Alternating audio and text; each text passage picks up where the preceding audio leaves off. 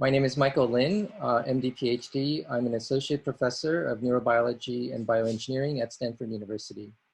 And today we'll be discussing the basic biology of the COVID-19 virus, scientific name SARS coronavirus 2. So SARS coronavirus 2 is a member of the coronavirus family of viruses. These are positive strand RNA viruses with unusually large genomes of over 27,000 bases. These are actually viruses that are well known to us because they cause common types of diseases in humans. The ones that infect humans are in the alpha and beta subfamilies of coronaviruses.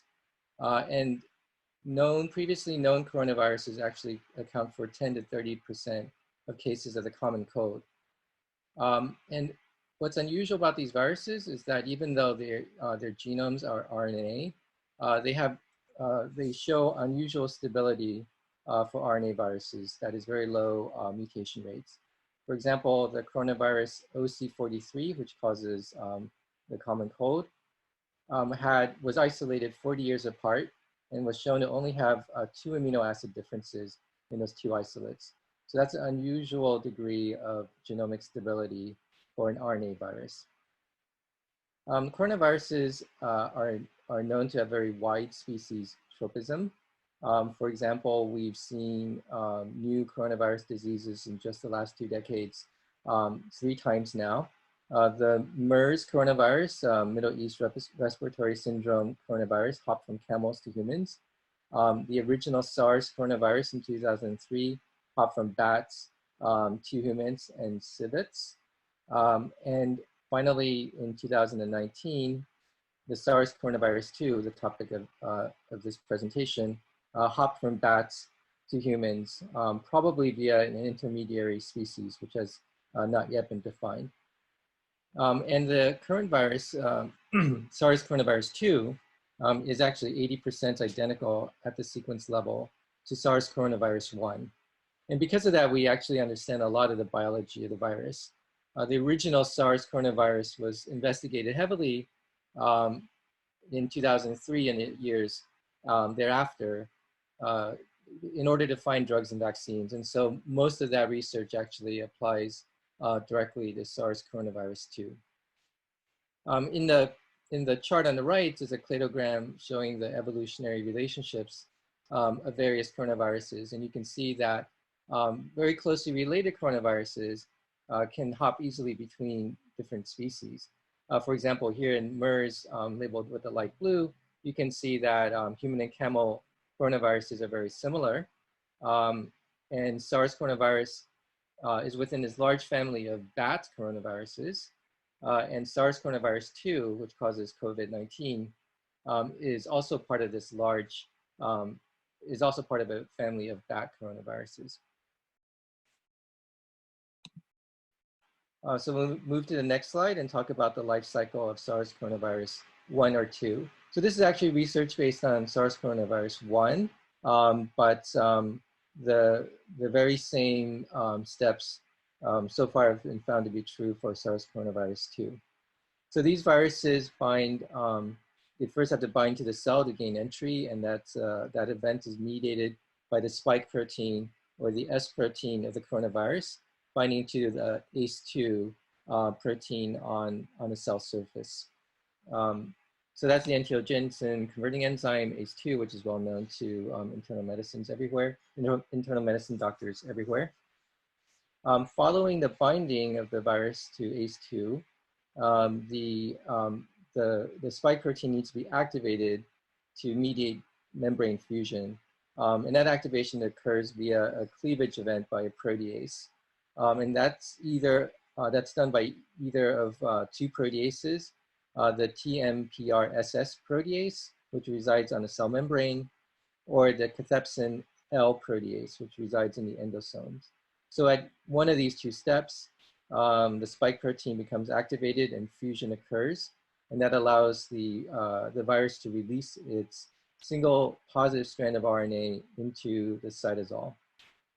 So that strand of RNA is positive. That means it's ready for translation by host ribosomes. So the host ribosomes then translate a large single polyprotein called a non-structural polyprotein from that RNA. That polyprotein has to be cleaved into different smaller pieces, and that cleavage event is done by two embedded proteases within the polyprotein. So those proteases cleave themselves out and then process the polyprotein into smaller pieces. And those smaller pieces then combine together to create the replicase complex, which includes an RNA-dependent RNA polymerase. That replicase then can produce full-length copies of both the positive and negative strands of the RNA genome. The positive strands that are produced are going to be packaged into new variant particles, but also the negative strand is used to transcribe what are called subgenomic mRNAs. And these then encode for the different structural components, such as the spike protein, the envelope protein, that are necessary to create a new virus particle. So those new proteins then meet the new positive strand genome copies to allow the virus to bud out into an exocytic vesicle, which then, when fusing to the membrane, will release the virus particle. So I mentioned these particular proteins, such as the protease within the polyprotein and the replicase, because they're targets for antiviral therapies under development for SARS CoV-2.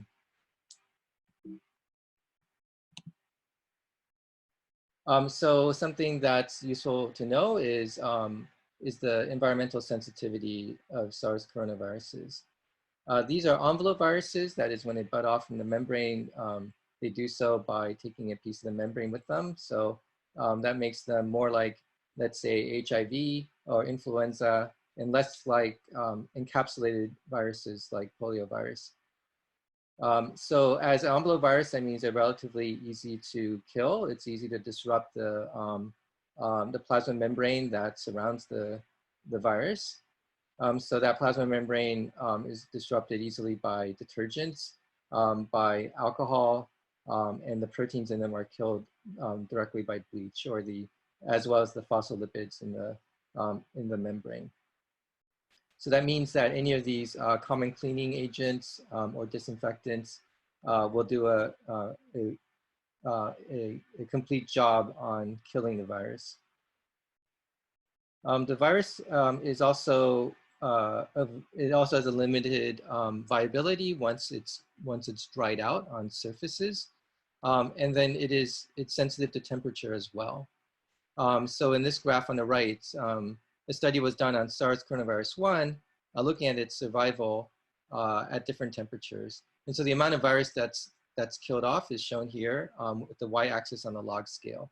And you can see that over time, more virus is killed off at 38 degrees than at 33 degrees. In fact, that's about 10-fold more, 1 log unit, more virus death for that 5 degrees Celsius change.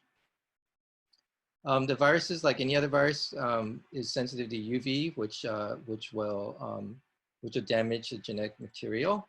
And studies have shown that coronaviruses are 2 to 3 times more sensitive than influenza virus to UV irradiation. And that allows us to estimate the amount of virus that can survive in surfaces that are exposed to direct sunlight. And so we estimate a 10-fold decrease in survival after 2 to 3 hours of direct sunlight. All right, we'll move to the next slide. And then what about the situation where viruses are just dried on a surface but are not irradiated by UV or sunlight? And so that's been studied in a recent article in the New England Journal of Medicine for SARS coronavirus 1 and for SARS coronavirus 2. And what the researchers found was that survival rates depended on the surface.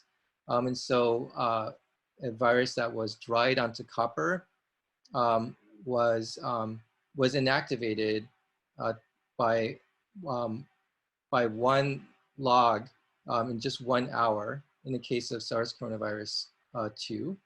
On cardboard, SARS coronavirus 2 was able to survive 1 log reduction over 4 to 8 hours. So that is 90% of the virus was dead in 48 hours, or 10% of the virus survived in 4 to 8 hours. And then finally, on steel and plastic, 90% of the virus was inactivated at around 12 hours. So this gives us an idea of how long viruses that might be emitted by a patient, for example, in respiratory droplets or by direct contact of saliva onto fomites, might last on the surface. So it's safe to say, for example, that on all surfaces, the longest 90% of the viruses would survive is 12 to 24 hours. And of course, that means the subsequent 12 to 24 hours, another 90% of the remaining fraction would also become inactivated. So overall, the researchers were not able to detect any virus at all to their limits of detection after 72 hours. Now, it's probably useful to note that on absorbent materials like a paper towel, survival will be similar or lower than cardboard. It should be drying out similarly or faster than cardboard. And then the virus should also be more effectively trapped on a more porous material like a paper towel. So that brings us to the end of this very short presentation on some key facts about the COVID-19 virus, or also known as SARS coronavirus 2. So to summarize, these are within the beta coronavirus family. That's a family that's well known to us for its effects on human health via the common cold, and now via SARS and COVID-19 viruses. The current virus, SARS coronavirus 2, is very similar to the 2003 SARS virus, SARS coronavirus 1. They both use ACE2 as a receptor and are activated by extracellular or endosomal proteases. And as an envelope virus, they are relatively fragile, and that means they're sensitive to heat, detergents, and solvents.